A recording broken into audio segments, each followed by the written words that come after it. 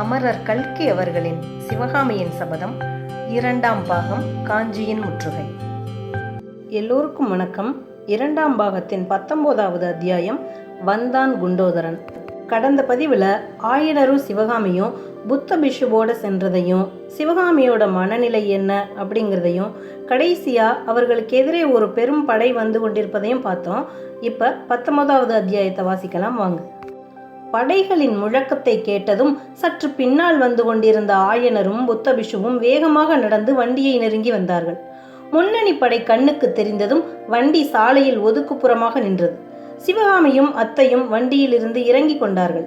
படை வரும் முழக்கம் அத்தையின் காதில் விழாதபடியால் மற்றவர்களைப் போல் அவளிடம் பரபரப்பு இல்லை. புத்த பிஷு சாலை ஓரத்து மரத்தின் பின்னால் தெரிந்தும் தெரியாததுமாக நின்று கொண்டார். அவர் ராஜவம்சத்தினரை கண்ணாலும் பார்ப்பதில்லை என்பது போன்ற விரதங்கள் கொண்டவர் என்பது தெரியுமாதலால் அவர் மறைந்து நிற்பது பற்றி மற்றவர்களுக்கு வியப்பு ஏற்படவில்லை. ஆனால் எல்லோருக்கும் மனம் ஒருவாறு கலக்கமடைந்துதான் இருந்தது. வருகிறது என்ன படை, எங்கே போகிறது, எதற்காக? தெற்கே இருந்து வருகிறபடியால் அது வாதாபி படையல்ல என்பது நிச்சயம். பின்னே யாருடைய படை? காஞ்சியிலிருந்து கிளம்பி வருகிற வழியில் நம் பிரயாணிகள் பெரும்பாலும் யுத்த போக்கை பற்றியும் யுத்த முடிவு என்ன ஆகும் என்பதை பற்றியும் பேசிக்கொண்டு வந்தார்கள். யுத்தத்தை நினைவூட்டும் காட்சிகளே எங்கெங்கும் தோன்றி வந்தன. சாலையில் ஜன நடமாட்டம் அதிகமாய் இருந்தது. எல்லோரும் தெற்கு நோக்கி போகிறவர்களாகவே இருந்தார்கள். அநேகமாக அவர்கள் அனைவரும் காஞ்சி நகரிலிருந்தும் காஞ்சிக்கு சுற்றிலும் உள்ள கிராமங்களிலிருந்தும் யுத்த நிலைமையை முன்னிட்டு புறப்பட்டவர்கள். அப்படி புறப்பட்டு வந்தவர்களில் ஸ்திரீகள், குழந்தைகள், வயோதிகர்கள், ஆண்டி பரதேசிகள், கூனர், குருடர், கபாலிகர் முதலியோர் அதிகமாக காணப்பட்டார்கள். முக்கியமாக கபாலிகர்கள் வழியெல்லாம் பல்லவ ராஜகுலத்தை சபித்து கொண்டு போனார்கள். காஞ்சி நகரில் கள்ளுக்கடைகளை மூடி தங்களை நகரை விட்டு துரத்திய குமார சக்கரவர்த்தியின் பேரில் அவர்கள் தங்களுடைய சாபங்களுக்குள்ளே மிக கடுமையான சாபங்களை பொழிந்து கொண்டு போனார்கள். நாரதமர்களுக்குள்ளே அதமனான மாமல்ல நரசிம்மன் என்னும் சண்டாளனை ரணபத்ரகாளிக்கு பலி கொடுத்து தாங்கள் மதுபானம் செய்யும் மாட்டுக்கொம்பிலே அவனுடைய இரத்தத்தை ஏந்தி குடித்து தங்களுடைய பயங்கரமான மரண தாகத்தை தணித்து கொள்ளப் போவதாக அவர்களில் பலர் உரத்த சத்தம் போட்டு கொண்டு வந்தார்கள். இன்னும் சிலர் மாமல்ல நரசிம்மனையும் தளபதி பரஞ்சோதியையும் சேர்த்து கட்டி மயான ருத்ரனுக்கு பிரீதியாக உயிரோடு கொளுத்தி அவர்களுடைய எலும்பு சாம்பலை தங்கள் உடம்பெல்லாம் பூசிக்கொண்டு உஷ்ணம் தணிய போவதாக சபதம் செய்தார்கள். இந்த சாபங்கள் சபதங்கள் எல்லாம் பிராகிருத பாஷையிலும் வேறு கலப்பு மொழிகளிலும் செய்யப்பட்டதானது. அந்த கபாலிகர்கள் வடதேசத்திலிருந்தும் மேற்கு பிராந்தியத்திலிருந்தும் வந்தவர்கள் என்பதை தெரியப்படுத்தியது. சிவகாமிக்கு ஆங்காங்கு வண்டியில் பிரயாணம் செய்தபடியாலும் அவளுடைய உள்ளம் வேறு வேறு உலகங்களில் சஞ்சரித்து கொண்டிருந்தபடியாலும் அவளுடைய காதில் அந்த பயங்கர சாபங்கள் ஒன்றும் விழவில்லை. ஆனால் ஆயனருடைய காதில் அவை எல்லாம் கர்ண கடூரமாக விழுந்தன. அவற்றை கேட்க சகிக்காமல் அவர் காதை பொத்திக் கொண்டார். புத்த பிஷுவின் செவிகளுக்கு மட்டும் அந்த சாபங்கள் எவ்வித அருவருப்பையும் அளித்ததாக தெரியவில்லை. அதற்கு மாறாக அவருடைய முகத்தின் கடூரத்தை இன்னும் கடூரமாக்கி கொண்டு சில சமயம் புன்னகை தோன்றியது. பிஷு ஒரு தடவை கபாலிகர் கூட்டத்தில் புகுந்து பேசிக்கொண்டிருந்து விட்டு வெளியே வந்து ஆயனரை அணுகியதும், ஆயனரே, எப்போதாவது நான் புத்த சமயத்தை துறந்து சைவனாகும் பட்சத்தில் கபாலிகத்திலேயே சேர்வேன் என்றார். இதை கேட்டு ஆச்சரியமடைந்த ஆயனர், சுவாமி, அத்தகைய எண்ணம் தங்களுக்கு ஏன் வர வேண்டும்? புத்த சமயத்தின் மீது தங்களுக்கு என்ன கோபம்? யுத்தங்களினால் ஏற்படும் சங்கடங்களையும் துன்பங்களையும் பார்க்க பார்க்க புத்த பகவான் காட்டிய அகிம்சா மார்க்கமே உத்தமமான மார்க்கம் என்றல்லவா எனக்கே இப்போது தோன்றி வருகிறது என்றார். அதனாலேதான் நானும் சொல்கிறேன், நீங்கள் காலசம்ஹார மூர்த்தியை கைவிட்டு புத்த பகவானை அடைவதாயிருந்தால் அதற்கு பிரதியாக கபால ருத்ரமூர்த்திக்கும் ஒரு அடியார் வேண்டுமல்லவா என்று நாகநந்தி கூறியது ஆயனருக்கு மேலும் மனக்குழப்பத்தை உண்டாக்கிற்று. சாலையில் அபூர்வமாய் தெற்கே இருந்து வரும் பிரயாணிகள் சிலர் காணப்பட்ட போது அவர்களை காஞ்சிக்கு பக்கம் இருந்து வருகிறவர்கள் நிறுத்தி தெற்கே என்ன விசேஷம் என்று கேட்பார்கள். அவர்கள் மறுமொழி சொல்லிவிட்டு காஞ்சி நிலைமையை பற்றி விசாரிப்பார்கள். இத்தகைய பேச்சுக்களை எல்லாம் நாகநந்தி ஆங்காங்கு நின்று வெகு சுவாரஸ்யமாக கவனிப்பார். இப்படி ஒரு தடவை கூட்டத்தில் நின்று பேச்சு கேட்ட பிறகு நாகநந்தி ஆயனர் சிவகாமி இருவர் காதிலும் விழும்படியாக, நாம் ஒன்று நினைக்க யுத்த தேவன் வேறொன்று நினைக்கிறான் போலல்லவா தோன்றுகிறது என்று உத்தேசித்தபடி, நமது பிரயாணம் நடைபெறாது போலிருக்கிறதே என்றார். அப்படியா? புத்ததேவர் என்ன கருணை செய்கிறார்? அவருடைய திருவுள்ளம் என்ன என்றார் ஆயனர். அத்தையை போல் அப்பாவுக்கும் காது மந்தமாகி வருகிறது என்று கூறி சிவகாமி புன்னகை புரிந்தாள். அந்த நகைச்சுவையை அனுபவித்த நாகநந்தி செவிடருடன் பேசுவது போன்ற உரத்த குரலில், ஆயனரே, நான் புத்த தேவரை சொல்லவில்லை, யுத்த தேவனை சொல்கிறேன் என்றார். அப்படியா? யுத்த தேவன் என்ன சொல்கிறார்? நம்மை வழிமறிக்கப் போகிறாரா? அப்படித்தான் என்று சொன்ன நாகநந்தி மறுபடியும் மெல்லிய குரலில் கூறினார். பல்லவ ராஜ்யத்துக்கு எதிர்பாராத ஆபத்துகள் எல்லாம் வந்து கொண்டிருக்கின்றன. மேற்கே இருந்து கங்க நாட்டு சைன்யம் படையெடுத்து வந்து எல்லைப்புறத்தில் நிற்கிறதாம். தெற்கே பாண்டிய மன்னர் பெரும் படை திரட்டி கொண்டு வருகிறானாம். பாண்டியர் சைன்யம் கிழக்கு சோழ நாட்டு எல்லைக்கே வந்துவிட்டதாம். வடதிசையிலிருந்து வரும் வாதாபி சைன்யத்தை பற்றித்தான் உங்களுக்கே தெரியுமே. பல்லவ சைன்யம் தப்பி பிழைப்பதற்கு இன்னும் ஒரே திசைதான் பாக்கி இருக்கிறது. எந்த திசையை சொல்கிறீர்கள் என்று ஆயனர் கேட்டார். கிழக்கு திசையைத்தான் சொல்கிறேன். கிழக்கே சமுத்திரராஜனிடம் வேண்டுமானால் மகேந்திர பல்லவர் அடைக்கலம் புகலாம். சமுத்திரத்திலே விழுந்து சாகலாம் என்கிறீர்களா? அடிகளே, உங்களுடைய இருதயம் இப்படி ஈரப்பசையே இல்லாத பாலைவனமாக எப்போது ஆயிற்று என்று ஆயனர் கோபக்குரலில் கூறினார். ஓ மகாஸ்தபதியே, என்னை அவ்வளவு நீச குணமுள்ளவன் என்று ஏன் தாங்கள் கருத வேண்டும்? பல்லவ குலம் கடல் தந்த குழந்தையிலிருந்து தோன்றியதாயிற்றே. இப்போது அந்த வம்சத்துக்கு ஆபத்து வந்திருக்கும் சமயத்தில் அந்த கடல் அடைக்கலம் தராதா என்று சொன்னேன். கடலில் அடைக்கலம் என்றால் கடலில் மூழ்கி விடுவது என்றுதான் பொருளா? கப்பல் ஏறி இலங்கைக்கு போய் தப்பலாம் அல்லவா? ஆனால் அதற்கும் ஓர் ஆபத்து இருக்கிறது. இலங்கையில் இப்போதுள்ள அரசன் மகேந்திர பல்லவரின் அருமை சிநேகிதன் தான். ஆனால் அவனை இலங்கை சிம்மாசனத்திலிருந்து தள்ளிவிட ஒரு பெரும் கழகம் அங்கே நடக்கிறதாம்.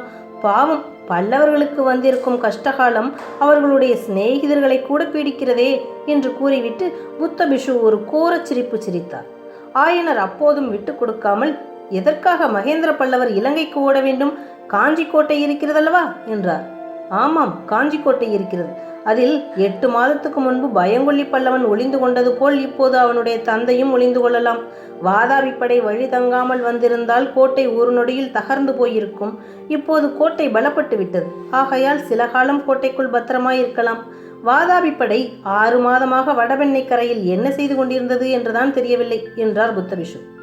இந்த வார்த்தைகள் எல்லாம் சிவகாமியின் செவிகளில் புண்ணில் கோல் இடுவது போல் விழுந்தன. கடவுளே, நாக்கிலே விஷமுள்ள இந்த நாகநந்தியின் கர்வத்தை அடக்க மாட்டாயா என்று வேண்டிக் கொண்டாள். புத்த பிஷுவின் விஷயத்தில் சிவகாமியின் மனநிலை சஞ்சலமுள்ளதாய் இருந்தது. அவரிடம் காரணமில்லாத அருவருப்பும் என்னதென்று தெரியாத பயமும் அவள் மனத்தில் ஆழத்தில் குடிகொண்டிருந்தன. மாமல்லரை பற்றி அவர் கூறிய செய்திகளை கேட்ட பின் அவரிடம் அவளுடைய அருவருப்பு அதிகமாயிற்று.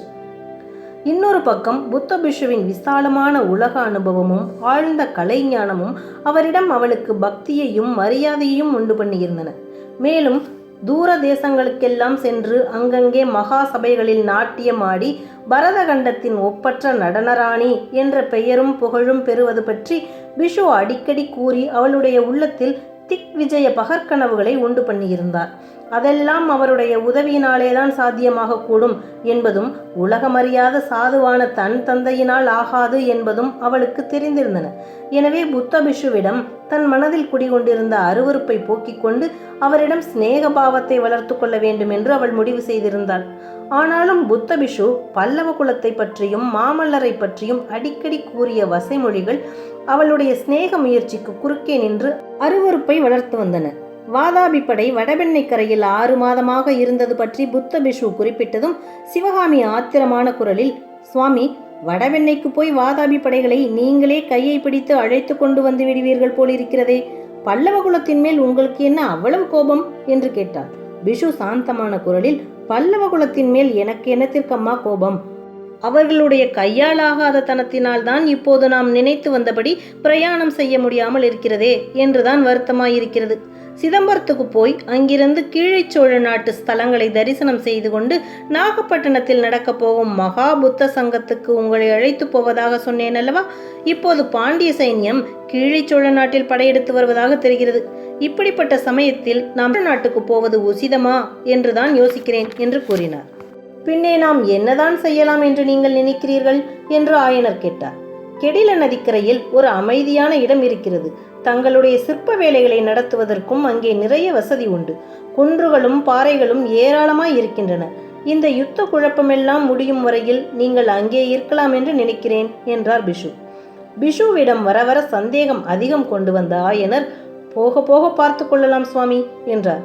இப்படியெல்லாம் அவர்களுக்குள் 2 தினங்களாக சம்பாஷணை நடந்திருந்தபடியால் எதிரே வரும் படைச்சத்தம் கேட்டதும் ஒருவேளை படையெடுத்து வரும் பாண்டிய சைன்யம்தானோ அது என்று ஆயனரும் சிவகாமியும் ஐயுற்றார்கள். ஆனால் முன்னணியில் பறந்த கொடியில் ரிஷபத்தை பார்த்ததும் பல்லவர் படை என்று எல்லோருக்கும் தெரிந்துவிட்டது. படை வீரர்கள் எழுப்பிய கோஷங்கள் இதை உறுதிப்படுத்தின. வாதாபி அழிக, தலைக்காடு வாழ்க, புலிகேசிக்கு நாசம், தூர்விநீதனுக்கு துர்மரணம் என்னும் கோஷங்களையும், காஞ்சி வாழ்க, மகேந்திர பல்லவர் வாழ்க, மாமல்லரின் வீரத்தோல் வெல்க என்னும் முழக்கங்களையும் மாற்றி மாற்றி அந்த வீரர்கள் எழுப்பிக்கொண்டு கம்பீரமாக நடந்தார்கள். இந்த குரல் ஒலிகளுக்கு இடையிடையே பேரிகை முதலிய யுத்த வாத்தியங்களின் 8 திக்கும் எதிரொலிக்கும்படி ஆர்த்தன. மேற்படி கோஷங்கள் எழுந்தபோது மரத்தின் பின்னால் மறைந்திருந்த நாகநந்தியடிகளின் முகத்தை யாரும் பார்க்கவில்லை. பார்த்திருந்தால் படமெடுத்து ஆடும் நாகசர்ப்பத்தின் தீக்ஷண்யமான கண்களில் இருந்து தீப்பொறி கிளம்புவது போல் அவருடைய கண்களில் இருந்தும் பொறி கிளம்பிக் கொண்டிருந்ததை கவனித்திருக்கலாம். படை சின்ன படைதான். 40-50 குதிரைகளும் 2000 காலாட்களும் இருக்கலாம். எனவே அரை நாழிகைக்குள் நமது பிரயாணிகள் நின்றிருந்த இடத்தை தாண்டி படை சென்று விட்டது. சற்று முன் கலகலப்பாக இருந்த சாலையில் நிசப்தம் குடிகொண்டது. பெரிய நகரத்தில் இருந்து திடீரென்று நிர்மானுஷ்யமான காட்டுக்குள் வந்துவிட்டது போல் தோன்றியது. படை வீரர்கள் எழுப்பிய கோஷங்களில் மாமல்லர் வாழ்க, மாமல்லரின் வீரத்தோல் வெல்க என்னும் கோஷங்கள் சிவகாமியின் உள்ளத்தில் பெரும் கிளர்ச்சியை உண்டு பண்ணியிருந்தன. மாமல்லர் பயங்கொல்லியாயிருந்தால் பல்லவ வீரர்கள் அவரை பற்றி இம்மாதிரி கோஷங்களை செய்வார்களா? ஆயனரே, போகலாமா? அசோகபுரம் இன்னும் 1 நாழிகை தூரம் இருக்கிறது என்று நாகநந்தியின் குரல் கேட்டது. ஆஹா, போகலாமே. சிவகாமி, வண்டியில் ஏறிக்கொள், அத்தையையும் ஏறச் சொல் என்றார் ஆயனர். சிவகாமி வண்டியில் ஏறாமலே, அப்பா, இந்த படை வீரர்கள் எங்கே போகிறார்கள் என்று கேட்டாள். எனக்கு தெரியவில்லை அம்மா. பார்த்தால் யுத்தத்துக்கு போகும் படையாக தோன்றுகிறது. அந்த வீரர்கள் செய்த யுத்த கோஷங்களை கேட்டபோது எனக்கு கூட கல்லுளியை போட்டுவிட்டு கத்தியை எடுத்துக்கொள்ள வேண்டும் என்று தோன்றியது. எதற்காக இப்படி பயந்து ஊரை விட்டு ஓடுகிறோம் என்று வெட்கமாயிருக்கிறது என்றார் ஆயனர். ஆயனரே, இத்தகைய சஞ்சலம் உமக்கு எப்போது வந்தது? சற்று முன்னால் அகிம்சாமூர்த்தியான புத்த பகவானிடம் உமது அபார பக்தியை தெரிவித்துக் கொண்டீரே என்றார் புத்தபிஷு. அந்த சமயத்தில் சாலையில் படை மறைந்த திக்கிலிருந்து ஒரு தனி குதிரை வரும் சத்தம் டக் டக் டக் டக் என்று கேட்டது. வர வர அது சமீபித்து வந்தது. வருகிறது யார் என்று தெரிந்து கொள்வதில் அவர்கள் எல்லோருக்குமே ஆவல் இருந்தபடியால் நின்ற இடத்திலேயே நின்றார்கள். குதிரை அவர்களுடைய அருகில் வந்தது. குதிரையின் மேல் இருந்தது இன்னார் என்று தெரிய வந்தபோது ஆயனருக்கும் சிவகாமிக்கும் உண்டான வியப்புக்கு அளவே இல்லை. ஏனெனில் குதிரை மேல் இருந்தவன் அவர்களுடைய ஆரண்ய வீட்டிற்கு பரஞ்சோதி வந்த தினத்தில் அவர்களிடம் சொல்லிக் கொள்ளாமலே மாயமாய் மறைந்த குண்டோதரன்தான். குருவே, நான் என்ன தவறு செய்தேன்?